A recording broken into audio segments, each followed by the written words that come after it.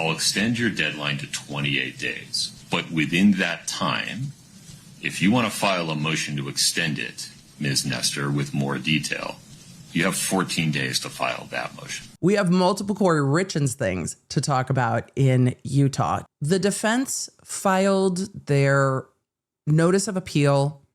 The Supreme Court filed their, hey, this doesn't need to be a direct appeal. We're going to send this to the appellate court. Hey, we're going to appoint appellate counsel, like appellate public defense counsel. So the notice of appeal and those things have already happened in a timely fashion. So the appellate stuff is ongoing. We saw the notice of appeal. We are going to appeal. The initial briefs and stuff aren't in. That's going to take some time. And then the defense filed a motion to embiggen, though they weren't very entertaining with the titling of it. The defense would like to embiggen their time to file their motion for new trial. Comes now Kouri Richins and respectfully moves to extend her deadline to file a motion for new trial for an additional 20 days to June 30th.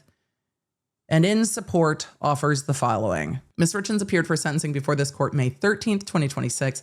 After sentence was pronounced, defense counsel requested an extension of time to file a motion for new trial. The court extended the deadline to file the motion for new trial to June 10th and directed the defense to file a written motion by May 27th if additional time would be needed.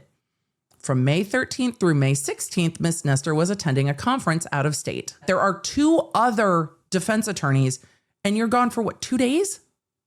Like literally 2 nights? On May 20th, Ms. Richins was transported to Utah State Prison and placed on automatic lockdown for 30 days, preventing her from communicating with her attorneys during that time. If this is the process and procedure, which I have questions about, but if this is the process and procedure, why didn't they bring it up at the time? Because these are defense attorneys in Utah. It's not like they've never had anyone go to prison before. Why didn't we hear them say to the judge, Your Honor, because we've requested this additional time, we know that our defendant is going to be transported. Can you not transport her? Because we will lose communication with her. They didn't bring it up to the court, which makes me think that this either isn't really a thing or that the court is not going to give it much weight because there's no information you need from your client for the motion for new trial because nothing has changed. On May 26th, Ms. Lewis experienced a death in her family and as a result will be required to travel out of state for funeral services from May 29th through June 2nd.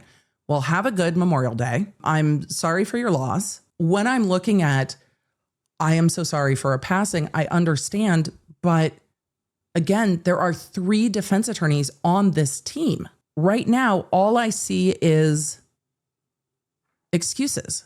Oh, and then there's the rest of it. And Ms. Nestor will be traveling out of the country from May 29th through June 11th. The motion for new trial covers several issues that require attachments from the written transcripts, as well as video clips. These attachments are taking a significant amount of time to prepare in light of the lengthy trial record and the need to edit video clips. Due to the above discussed travel conflicts, the inability to communicate with our client, undersigned counsel do not have sufficient time to complete the motion and attachments by June 10th and will require an additional 20 days. State's opposition to defendant's second motion to extend time to file motion for new trial. The state of Utah requests that the court deny the defendant's second motion to extend time to file motion for new trial. The defendant has not set forth sufficient grounds for further extending the time, and the victims deserve as much finality as possible. The court has permitted the defendant 86 days from verdict. I mean, when you put it like that, the motion for new trial begins when the trial's done. And in this case, it begins when the state rests. They made their motion to the judge at the end of the state's case. This is an extension of that. The court has permitted the defendant 86 days from verdict to move for a new trial, including 28 days from sentencing, which is twice the amount of time allotted by Rule 24. Damn. The amount of time is more than sufficient for 3 well-qualified attorneys to prepare a motion for new trial, notwithstanding the brief unavailability of 2 of them. Contrary to the motion, counsel has full access to the defendant even though she is locked down. See State of Utah Department of Corrections Department Manual FD06 Legal Access. See also the Utah Admin Code 251-707. Members of the prosecution team have already scheduled time away based upon calculation of when post-trial litigation would reasonably conclude.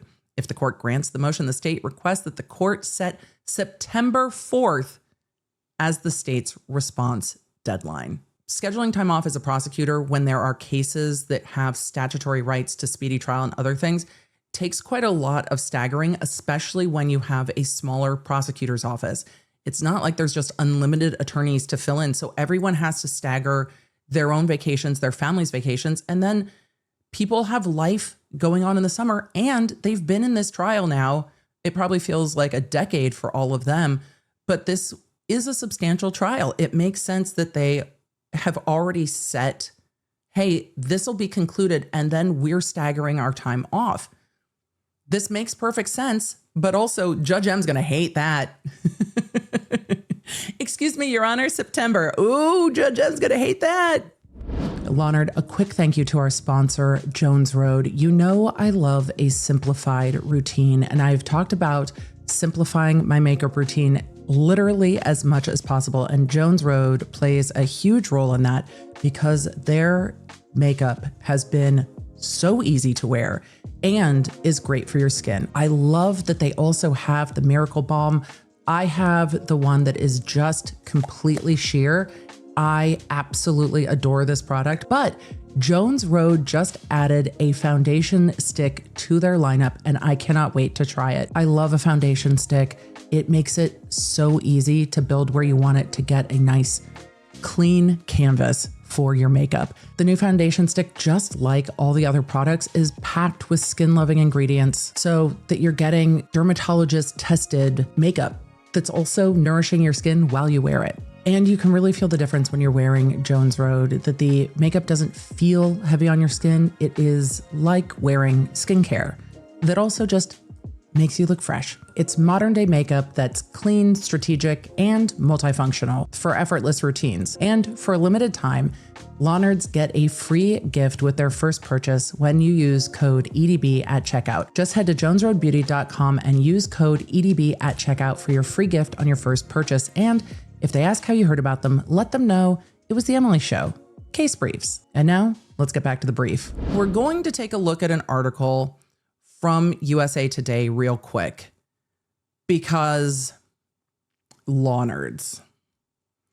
I think it gives us a little bit more insight into maybe what the defense is doing. Two jurors from different cases spoke with Nate Eaton at a conference over the weekend. The juror from the Kouri Richins case talked about the impact of sitting as a juror. The jurors were talking about one from the Richins case, one from the Vallow case. The juror said, when asked if she had anything to say to Kouri Richins, she responded, "I would have nothing to say to her except we got it right." I love that. She said she felt a pit in my stomach the moment the jury handed down the verdict. I can imagine, because that's a weighty thing. And you understand, even though the jurors are not the ones that are responsible for the choices that the defendant has made, it feels incredibly heavy being the one to say, you did this crime. This is what you did. But what she shared next is what I wanted to highlight. She revealed during the panel that following an interview with journalist Nate Eaton, the defense's private investigator contacted her family, and a defense lawyer attempted to have her admit to an error on one of the guilty counts in a phone conversation. The jurors didn't make any mistakes in this case. And as much as the defense wants to try to make fetch happen, they're not making fetch happen in this case. And when we saw jurors that had concerns, grave concerns, after the Karen Reed case, what did those jurors do? Those jurors reached out to the defense. They didn't need to be sought out. And law nerds, I do not know what the rules are for contact in Utah. In a lot of jurisdictions, lawyers are allowed to contact the jurors. And it depends if the court has sealed the juror information or if the juror information is available to the attorneys. In a lot of jurisdictions, the juror information is available to the attorneys and they are permitted to reach out. The jurors can say, I'm not talking to you. But yes, they are allowed to reach out in most jurisdictions. I don't think the defense provided much more detail than they did in court when they said, I'm going to be on vacation. Ms. Lewis is going to be on vacation. It's an extensive record. We need 90 days. The statute allows 14 days. And the motion for new trial needs to be filed after sentencing. But remember, they had a substantial amount of time between the verdict coming down March 16th and the sentencing happening May 13th. So they had almost 2 full months from verdict to sentencing. And then the court gave them another 28 days, sometimes a full month, after that, when the statute allows for 14. I had forgotten that they had asked for 90. And the prosecution said, look, Your Honor, if you're kicking this out another 20 days, we need this to just happen in September. I don't know what the court's going to do on that. The court has denied a number of motions. So they might deny this motion. Thanks for joining me. If you enjoyed this episode and don't want to miss updates on your favorite cases, you're going to need the LawNerd app at lawnerd.app.com. That way you can stay in the loop on the cases that matter most to you, and you never know when you're going to catch feelings for a new case. So make sure you get it for free on iOS and Android. Thank you for being here, and thank you for being a Law Nerd.